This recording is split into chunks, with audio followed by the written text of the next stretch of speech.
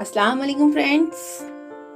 तो आज मैं अपने किचन में बनाने जा रही हूँ फिश कोरमे की रेसिपी, जो शायद पहली बार सुनी होगी कि फिश कोरमा भी बनता है। तो ऐसी इंटरेस्टिंग रेसिपीज आपको सीखने के लिए मुझे करिए सपोर्ट, मेरे चैनल को कीजिए सब्सक्राइब।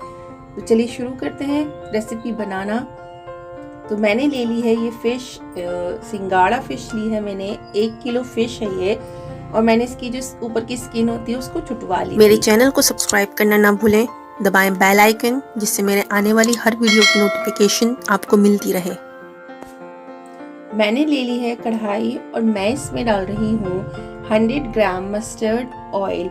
इस सरसों के तेल को मैं अच्छे से पकने दूंगी, और इसको पकते ही मैं फ़ौरन डाल रही हूँ इसमें फिश के पीसेस, और मैं इन्हें गोल्डन ब्राउन करते हुए इनको अलग निकाल लूंगी। और आप देख सकते हैं गोल्डन ब्राउन होने शुरू हो गए, तो इनको दूसरी साइड चेंज कर देंगे। और दूसरी साइड चेंज करके फिर हम इन्हें जब ये अच्छे से गोल्डन ब्राउन हो जाए दूसरी तरफ से भी, तो हम इन्हें निकाल लेंगे अलग प्लेट में। आप देख सकते हैं कितने अच्छे से गोल्डन ब्राउन हो चुके हैं। तो मैं निकाल रही हूँ इन्हें अलग प्लेट में। ये देख सकते हैं आप कितने प्यारे कलर के गोल्डन ब्राउन कलर आ चुका है इन पर। तो चलिए इनको कढ़ाई को खाली करते हुए मैं डाल रही हूँ इसमें दूसरा बैच, और दूसरे बैच को भी मैं इसी तरह से फ्राई कर लूंगी गोल्डन ब्राउन। और आप देख सकते हैं मैं दूसरी साइड चेंज कर रही हूँ, तो कितने अच्छे से गोल्डन ब्राउन हो रहे हैं। हमारे सभी चिकन के पीसेस बहुत अच्छे से गोल्डन ब्राउन हो चुके हैं, आप देख सकते हैं। प्लेट में मैंने निकाल लिए हैं। तो इसी ऑयल में मैं डाल रही हूँ 3 मीडियम साइज की प्याज कटी हुई, और इन्हें हम गोल्डन ब्राउन कर लेंगे। और अच्छे से गोल्डन ब्राउन करते ही मैं इन्हें निकाल लूंगी प्लेट में, और इन्हें बाद में इस्तेमाल करेंगे। मैं बता दूंगी आपको कि हमें इसे कहाँ पर इस्तेमाल करना है। अभी प्लेट में निकाल के रख देंगे ठंडा होने के लिए। और इसी तेल में मैं डाल रही हूँ 1 तेज पत्ता, 1 दालचीनी, 1 बड़ी इलायची, 2 छोटी इलायची, 3 से 4 हमारी लौंग। तो इस गरम मसाले को अच्छे से क्रैकल होने देंगे। और इसी के साथ साथ मैं डाल रही हूँ 1 टेबलस्पून मेथी दाना। मेथी दाना इसका एक स्टार इंग्रेडिएंट्स कह लीजिए, फिश में ये वाला इंग्रेडिएंट ज़रूर इम्पॉर्टेंट होता है। इससे इसकी जो स्मेल होती है वो अच्छे से एनहेंस हो जाती है। तो मसाले अच्छे से क्रैकल हो गए हैं। तो इसी के साथ साथ मैं डाल रही हूँ इसमें 1 बाउल भर के जिंजर गार्लिक और अनियन का पेस्ट, यानी कि लहसुन अदरक और प्याज का पेस्ट। बहुत अच्छे से हम इसे भून लेंगे जब तक इसका ऑयल सेपरेट नहीं हो जाता। तो इसका ऑयल सेपरेट हो चुका है, तो मैं डाल रही हूँ इसमें 1 टीस्पून हल्दी पाउडर, 1 टीस्पून भर के मैंने लिया है धनिया पाउडर, और 1 टेबलस्पून मैंने लिया है नमक। आप अपने टेस्ट के अकॉर्डिंग इसको कम या ज्यादा कर सकते हैं। 1 टेबलस्पून ली है कश्मीरी लाल मिर्च पाउडर। आपके पास रेगुलर मिर्च है तो आप वो भी डाल सकते हैं। कश्मीरी लाल मिर्च पाउडर से इसका कलर बहुत ही प्यारा सा आ जाएगा।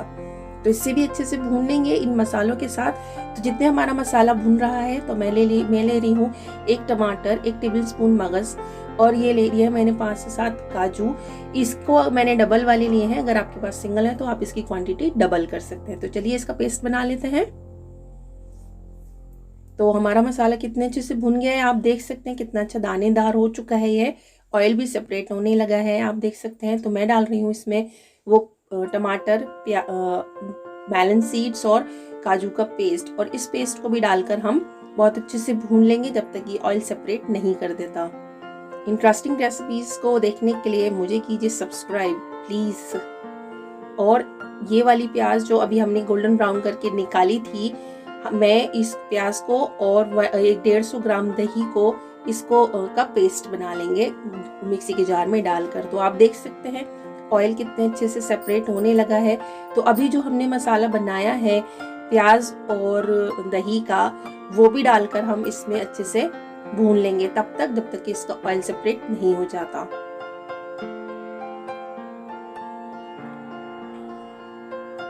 इसको 2 मिनट के लिए ढक के रख देंगे जब तक कि इसके सरफेस पर ऑयल नहीं आ जाता। आप देख सकते हैं, तो आप देख सकते हैं कितने जैसे ऑयल सेपरेट होने लगा है, सरफेस पर आने लगा है। हमारा मसाला जो है ग्रेवी यानी कि कोरमे का, वो बहुत अच्छे से भून चुका है।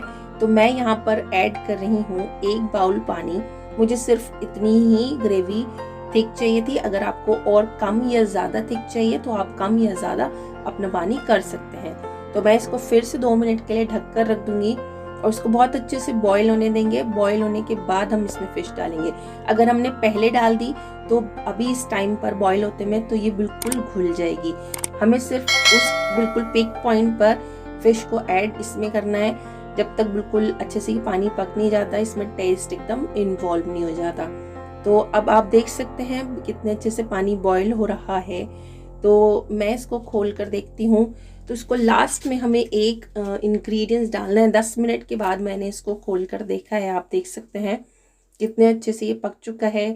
ऑयल भी सरफेस पर आ रहा है। इसकी ग्रेवी बहुत अच्छे से तैयार हो गई है। ऐड कर रही हूँ फिश के पीसेस बिल्कुल लास्ट पॉइंट पर और हम इसको डालने के बाद सिर्फ 2 मिनट के लिए पकाएंगे, ज़्यादा देर नहीं पकाएंगे, नहीं तो फिश इसमें बिल्कुल घुल जाएगी। बस 2 मिनट के लिए पकाना है कवर करके और फिर फ्लेम को कर देना है ऑफ।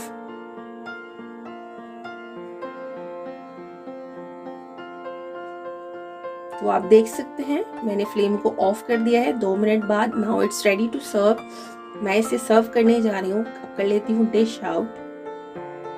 देखिए आप देख सकते हैं मैंने इसको कर लिया है डिश आउट। ये कितनी अच्छी, कितनी यमी, कितनी टेस्टी और कितनी ऑथेंटिक लग रही है माशाल्लाह से। और ये जितनी देखने में लग रही है उससे डबल ट्रिपल ये खाने में टेस्टी है। तो आप मेरी इसी तरह की और रेसिपीज देखने के लिए मुझे कीजिए सपोर्ट।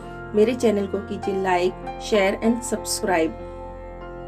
तो प्लीज़ प्लीज़ मुझे सपोर्ट करें।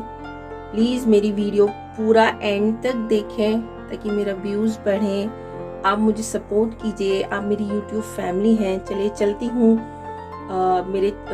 मिलती हूँ अगली किसी इंटरेस्टिंग सी रेसिपी के साथ। तब तक के लिए अल्लाह।